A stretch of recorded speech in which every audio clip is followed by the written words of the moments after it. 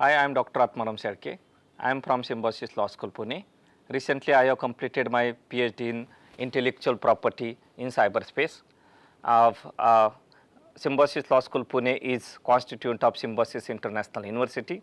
Today, we are going to discuss about socio-economical offenses. And in socio-economical offenses, we are going to talk about the trafficking in the contraband goods. With respect to contraband good, the presentation is divided in multiple parts. We are going to discuss why it is increasing, that is introduction to the contraband goods. We are going to discuss about meaning and classification or broad classification with respect to contraband good. Now, after discussing the broad classification, we are going to discuss the modus operandi followed by criminals while doing offenses related to contraband. And after that, there are various national legislation related to contraband, and there are some international instruments which are related to contraband per se, that we are going to discuss in brief.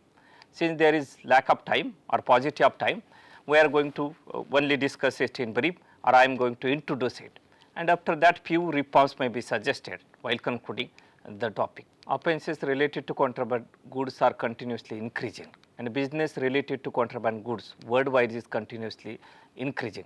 This is one of the happening phenomena in the entire world, and therefore there is need to discuss this topic, and there is need to find out how to control this type of offences. Now, if you will see the record also, in 2008, the business with respect to contraband good was recorded as 650 million USA dollar, which was increased to 1.7 trillion USA dollar per se. And there is huge impact of this type of offences. It is not related to only economy or monetary benefit of the criminal. Apart from impact on economy, it has multiple impact on the human being per se.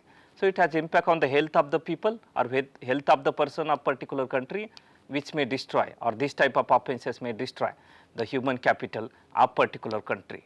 Apart from destroying human capital or the impact on the economy, it has impact on the ethical fabric of the particular society, and therefore there is need to find out how to stop this type of offences, or at least how to minimize the offences related to contraband goods. Apart from this type of impact, it is also linked with the various other offences also. There are various reports and there are various research done, according to which this type of offences are directly related to terrorism, or the money gained out of this type of offences are used for terrorism and other illegal activities. The word contraband was found first time in 1929. It is derived from French word, that is contrabande. It means the smuggling, or it is related to smuggling per se. So, smuggling related to goods and other things is known as contraband. Contraband goods are goods which are prohibited by the legislation of particular country, or which are treated as offense under particular country's legislation. There are some contraband goods, or there are few goods which are treated as offense or which are prohibited under international instruments also. Now, there are multiple legislation related to contraband that we are going to discuss soon. Before that, there are some categories or classification of the contraband good. Basically or broadly, it is divided in two basic categories. First category is known as absolute contraband. Now, in the absolute contraband category, it is absolutely prohibited, and it is prohibited by all countries of the world, because it is treated as inherently dangerous to the community or inherently dangerous to the society at large. Now, example of this kind of contrabands are the contraband with respect to, or dealing with respect to weapons. It may be dealing with respect to arm, which is dangerous to particular country or which is dangerous to the society. Now, second kind or broad category of the contraband is conditional contraband. Now, conditional contraband per se is not inherently dangerous to the society, or it is not inherently dangerous to the world at large, and therefore it is prohibited in certain country, or it is subject to some of the condition, and because of condition stated, it is known as conditional contraband. For example, in India, agriculture goods were prohibited, and it is prohibited, agriculture machineries were prohibited, and it was prohibited for very long period. There was object of prohibiting agriculture machinery in order to make employment available to the people in India. This type of machinery in India was prohibited. it was subject to that condition, and therefore it is known as conditional contraband. And since it is not prohibited in the multiple countries or all countries, it is not treated as absolute contraband.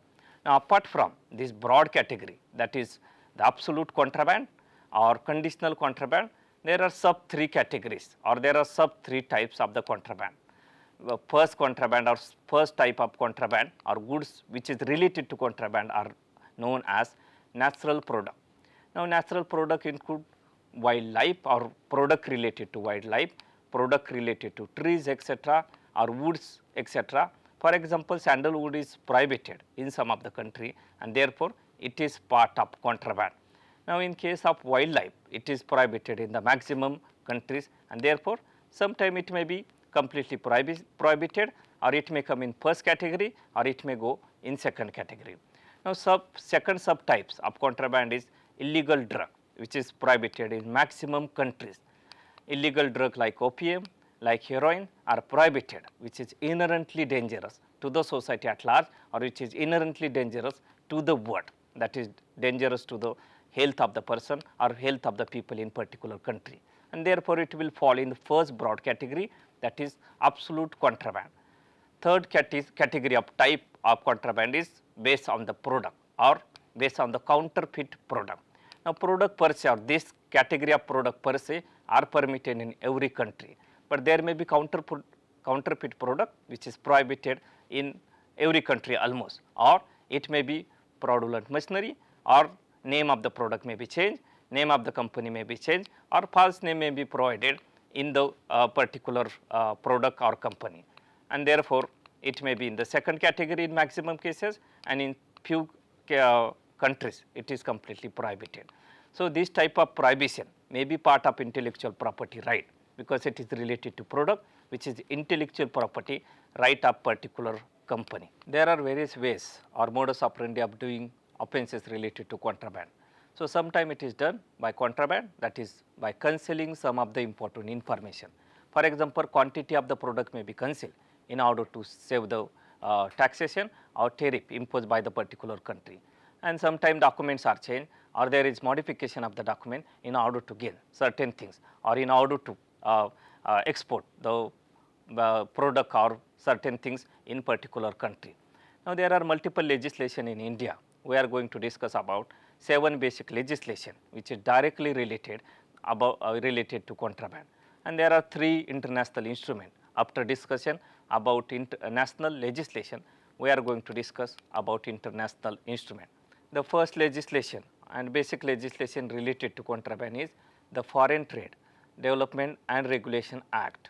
This act is empowering act. It has empowered the central government to take various action related to contraband per se, and there are multiple sections in the act. We are going to discuss few basic sections in this act. Now, section 3 of the act empower the central government to take certain action, to lay down rules and regulation, and to pass the order with respect to contraband goods. And there are various officers, or the central government can empower certain officer to take some of the action under this particular legislation. The contraband goods or goods which are prohibited in India are listed by the central government, and central government is empowered to list this type of goods in India under this legislation.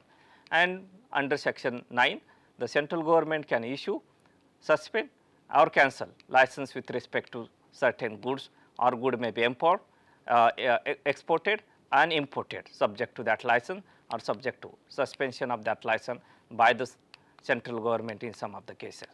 There are other important sections like section 10, which has empowered the officers and various authority to search and seizure with respect to contraband goods.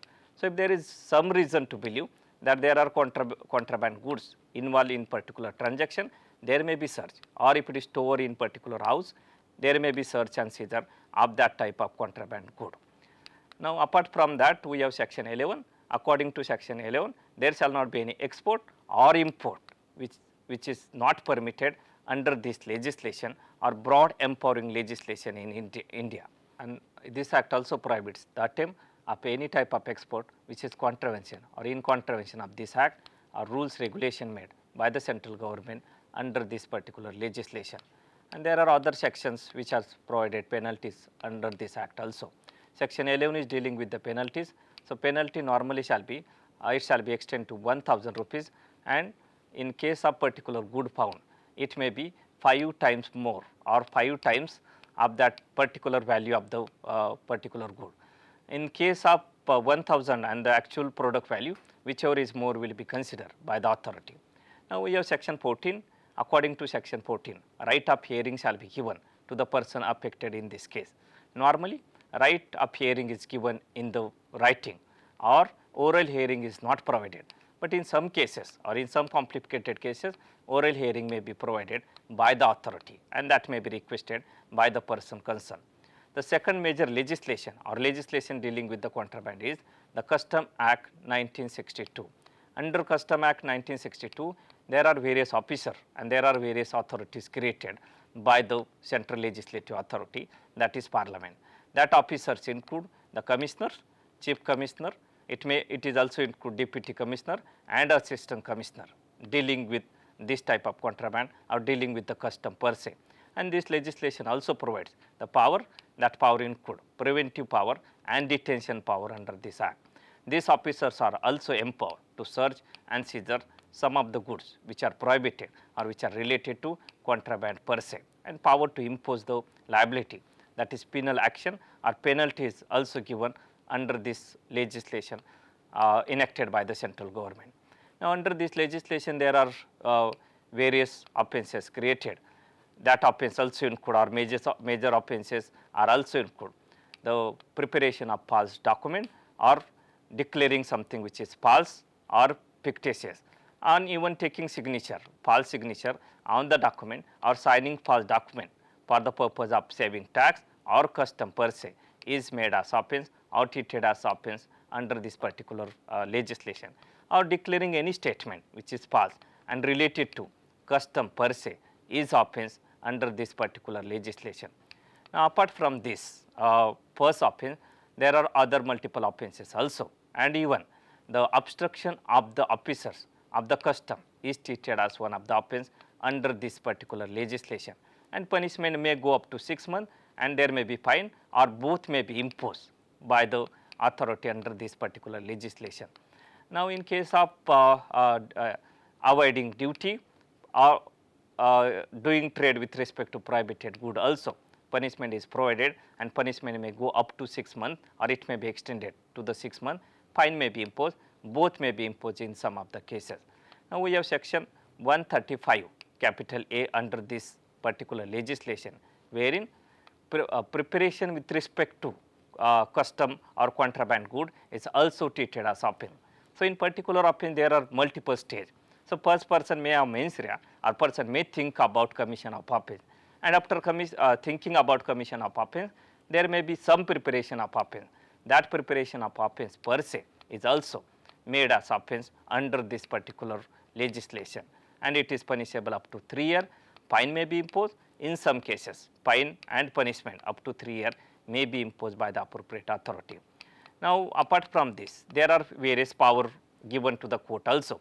Court may publish the name of the person, place of the person, and the business of the person who has done offence under the custom acts per se.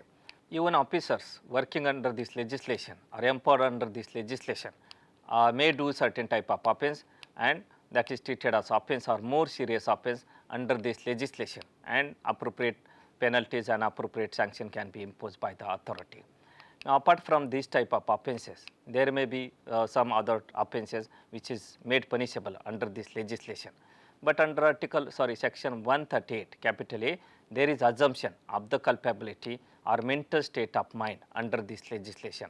Now, in certain cases, the person is scot free based on the culpability or mental state of the mind. In this legislation, burden to prove that there was intention, that is mental condition or culpability, or there was knowledge with respect to offence, or there was reason to believe that this type of offence may happen. In this type of cases, normally the burden is on the state, but under this particular section, burden is shifted and burden is imposed on the offender. So, offender has to prove that there was no culpability while doing the offence per se. Now, apart from that, we have section 136 8C, under which certain evidences are made as admissible, like microfilm is made as admissible, and certain document or certain version of the document are also made admissible, including the printout are made admissible under this particular legislation and under this particular section. Now, under section 140, the offences committed by the company are made as punishable. So, in company, the person who is responsible or person who is doing certain things on behalf of the company is also responsible, and the company per se is also made responsible under this particular legislation. Now, next legislation which is related to contraband is the Drug and Cosmetic Act 1940, and there are rules prepared under the Drug and Cosmetic Act also, and recently it is amended in 2008, and it has provided penalties, it has provided punishment for doing certain offences related to cosmetic and related to drug. So, if there is offence like labeling or wrong labeling in the drug, that is made punishable under this particular legislation, and power to take action is given to the metropolitan magistrate and to the judicial magistrate first class, and it is further stated that no action shall be taken or cognizance of this offence shall not be taken by the judicial officer who is lower to the JMFC or who is lower to metropolitan magistrate per se. Apart from this, this act provides the appointment of various officers that include the food inspector who can go and inspect particular premises and find out whether there is something related to this particular legislation. Now, fourth legislation we are going to discuss in brief is the Wildlife Protection Act 1972. It was also amended in 2006, and there are basic few amendment under this also. Now, under this there are few authorities created and offences declared, and punishment is provided with respect to particular offence. Now, this is also treated as contraband because certain things are prohibited under this legislation. There are authorities created including the chief wildlife warden, authorities created under this, director or collector has given some of the power or their powers are recognized under this particular legislation. Under this legislation, various powers are vested to the authority. Power to entry is vested under this legislation, power to search, power to and even power to detention is vested to various authority under this legislation. Now, next legislation we are going to introduce or discuss in brief is Prevention of Food Adulteration Act 1972. Now, this legislation is also related to contraband because there are certain product and there are certain dealing with the product is prohibited, and therefore, it is part of the contraband. That may be within the India, that may be outside of the India also. Now, there are various power vested to various authority and the government under this act also. So, there are government agency created and there are food inspector etc., who are dealing with the food product and they are given power under this legislation. So, even the adulteration in the food is treated as offence, misbranding food is treated as offence because it may be harmful or it is against interest of the consumer per se, or manufacturing the goods subject to condition provided or against condition prohibited is also treated as offence under this particular legislation. Now, next legislation which is indirectly dealing with contraband is Extradition Act 1962. Now, if the person is doing offence from outside of the country or after doing offence, the person is taking shelter outside of the country, in order to prosecute the person has to bring or brought in the country. Now, in order to bring the person in the country, that country or country under which person has taken the shelter has to extradite that person. Extradition per se is part of the private international law, and there are extradition treaties within the state or among the state in some of the cases. Now, sometime even there is no treaty, based on the friendly relationship between two countries, person may be extradited. So, if person is doing some offence related to contraband per se, it shall be extradited, and again it is subject to treaty and understanding between two countries. So, people are taking shelters in order to avoid the punishment in some of the cases. So, that act is applied for that purpose. Now, next act is which is dealing with contraband per se is the Conservation of Foreign Exchange and Prevention of the Smuggling Act It is also known as COPE-POSA 1974, and there are rules under this act. Act provides various officers or various authorities are created under this act also, and there is prohibition of the smuggling of the currency, and there are other activities which is directly related to this offence are provided or which is made as offence, and power is given to the various authority under this particular act also. Now, the basic feature of this act, or it is different from other legislation per se, because power to preventive detention is also given under this act. Now, power to preventive detention apart from this legislation is subject to Article 22 of the Constitution of India. So, normally if there is no offence done, there shall not be any detention, there shall not be any arrest of the person. So, doing offence per se is precondition of the detention, and it is precondition of the taking action against the person. But according to Article 22, in few cases, if it is made as offence subject to preventive detention or action subject to preventive detention, person may be detained, he may be arrested without even actual doing the offence or before doing actual offence. So, if there is possibility or there is probability the person may do certain type of offence, the action may be taken against person, person may be arrested and person may be detained. So, that power is given to the authority under this legislation if he is doing something with respect to contraband. And apart from that, there are various powers given to the central government, and there are power given to the state government with respect to the false currency or with respect to offences under this particular legislation. Apart from Indian legislation, there are three basic international instruments dealing with the contraband goods per se.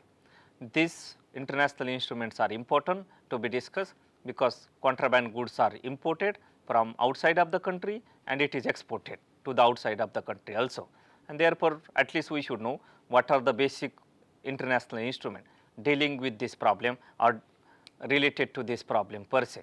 There are three basic instruments, international instruments dealing with this product or this particular problem.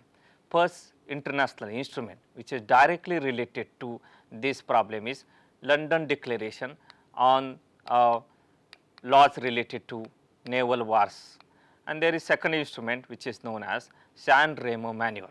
Now, first instrument is more basic, or there are multiple rights given in the first instrument. Third instrument which is dealing with the contraband good is Her Majesty's Revenue and the Custom Code. Now, their international instrument per se or international law per se is treated as weak law or it is treated as weak instrument because there is no enforcement mechanism or effective enforcement mechanism under international legislation or international law. But country can take help of that while interpreting the legislation, or in order to request other country to take appropriate action, country may request in accordance with international obligation on that particular country. Now, under London Declaration, there are certain things stated related to naval wars, and there are certain product prohibited under this particular international instrument. This instrument was proposed in 1909, and all major countries were part of this instrument. So, USA was part of this instrument, and there are Japan and other country who were part of this instrument, or they have signed this instrument per se. And there are various declaration under this particular instrument, and there is prohibition of contraband goods, or there is prohibition of the back aid also. Now, after that we have second instrument, international instrument, which is lesser important because it is manual, and if it is manual, it shall be refer, it shall be followed, but it is not binding per se. It is known as San Remo Manual. Under this manual, there are certain things prohibited which shall be followed by the countries and which shall be followed by the individual also. And there are countries signing this manual, but since it is manual, it is not binding on the country. Country may follow it, so it is part of customary practice that manual is being followed. And under this manual and under these three instruments, there are few customary practices which are incorporated under all these three instruments by the international community, which shall be referred by the individual while doing export, and which shall be referred by the country also while making laws with respect to export. and it basically these instruments are related to contraband goods. So, to conclude, we have seen that there are multiple legislation which are directly and indirectly dealing with contraband goods. There are various officials created under this legislation. There are certain authorities created under this legislation, and they are empowered, power with search, in some cases power to arrest and power to detention is also given under this particular legislation. And we have seen international instrument also. But basically we have seen that under international instrument there is no effective mechanism to implement this particular international instrument, and therefore there are export done by some of the people and there it is not detected easily. And under legislation of certain countries also less or more punishment is provided. So, there is no standard punishment like we have WTO under which minimum punishment is expected, or minimum offences like TRIPS agreement under the WTO, minimum offences are expected in particular legislation or legislation of the country. Now, that type of system is not there, that type of monitoring is not there on international level. So, therefore, there is need to have international mechanism at least for the search, at least for taking some of the action and monitoring per se with respect to contraband goods. So, for further information, you can refer the paper related to this subject matter. I thank to the listener for careful listening this conversation, and I hope it will be useful for your future purpose. Thank you very much.